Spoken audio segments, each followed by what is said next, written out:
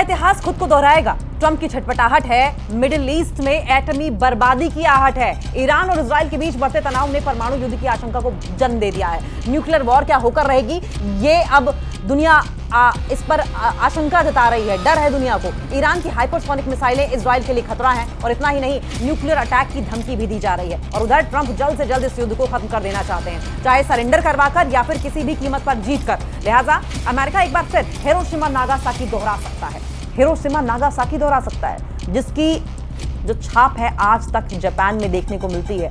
आज तक वहां पर अपंग कई जनरेशंस पैदा होती चली आई हैं और आज भी उसका असर देखने को मिल रहा है।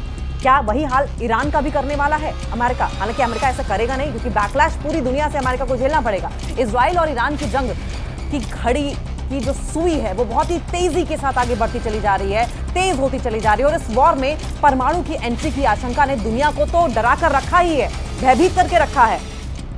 और अब डर इस बात का है कि कहीं ऐसा ना हो कि ये वर्ल्ड वॉर 3 में बदले और उसके बाद न्यूक्लियर वॉर हो जाए, क्योंकि अगर न्यूक्लियर वॉर होगी तो आधी दुनिया मान लीजिए खत्म है। वो परमाणु जो बम बनकर मिडिल ईस्ट की रेत में रेडियो एक्टिव तूफान ला सकता है।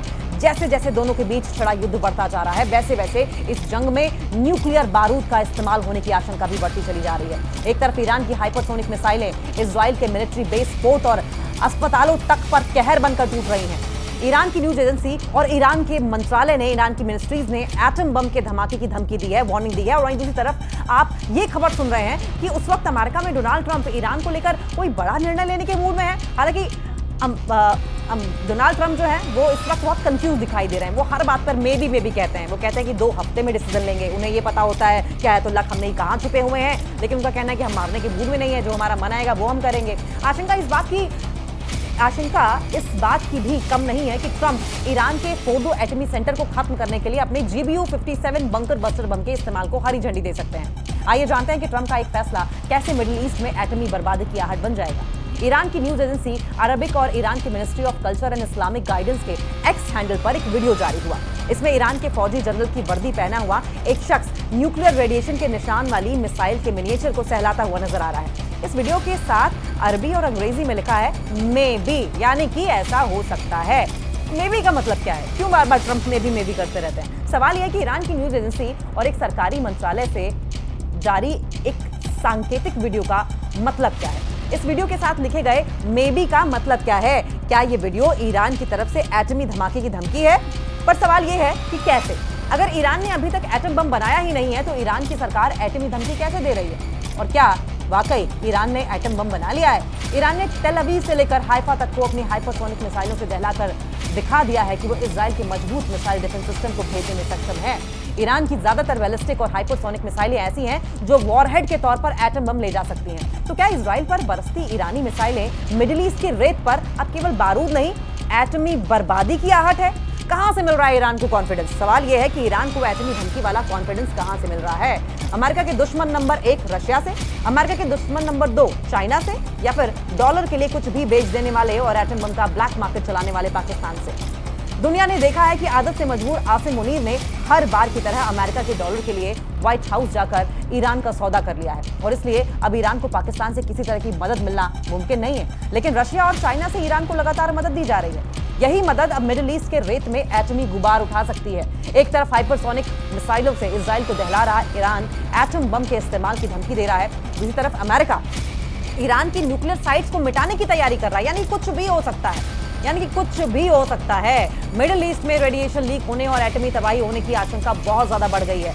अभी तक न्यूक्लियर हथियार सिर्फ एक डर थे, पर अब वो डर सच्चाई बनने की कगार पर दिखाई दे रहा है। न्यूक्लियर वॉर होना सिर्फ डर था, लेकिन वो सच होता दिखाई दे रहा है और अगर सच होगा तो पूरी दुनिया तबाह हो जाएगी।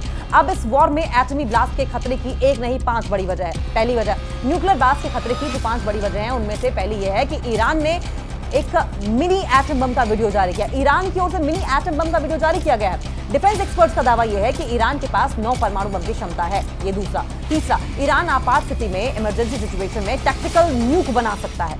चौथा, रशिया, चीन जैसे न्यूक्लियर सहयोगी ईरान के साथ खड़े हैं। बड़ी सुपर पावर्स हैं, न्यूक्लियर पावर्स हैं, ईरान के साथ खड़ी हैं। वहां से भी क्या न्यूक्लियर वेपन्स ईरान को मिल सकते हैं? ये भी संभावना है। ईरान की एक ओपन वार्निंग है, खुली चुनौती है कि सबसे बड़ा हथियार अब तक छिपा रखा है हमने, ईरान ये दावा कर रहा है। अब्दुल रहीम मौसवी ने दो टूक कहा है कि ईरान के सशस्त्र बल, ईरान की जो फोर्सेस हैं, वो संयुक्त चीफ ऑफ स्टाफ यानी कि joint chief of staff general Abdul Rahim Mousavi ने कहा है कि अब तक किए गए ऑपरेशन केवल वार्निंग थे, ये केवल ट्रेलर था, पिक्चर अभी बाकी है।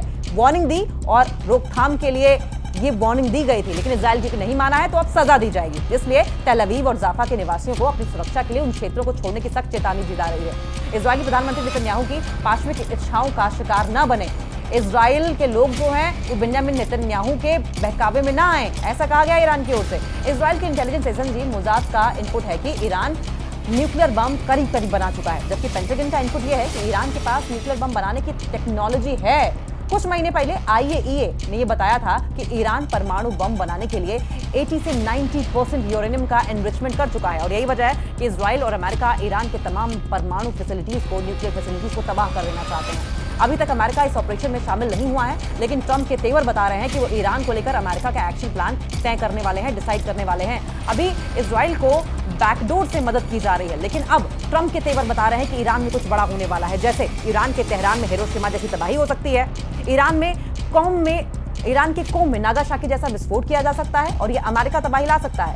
80 साल बाद फिर से सर्वनाश हो सकता है, क्योंकि ट्रंप पूरी तरीके से तैयार है। ट्रंप चाहते हैं कि ईरान खुद झुके, इसलिए तेहरान इसलिए टारगेट पर है, क्योंकि वो राजधानी है।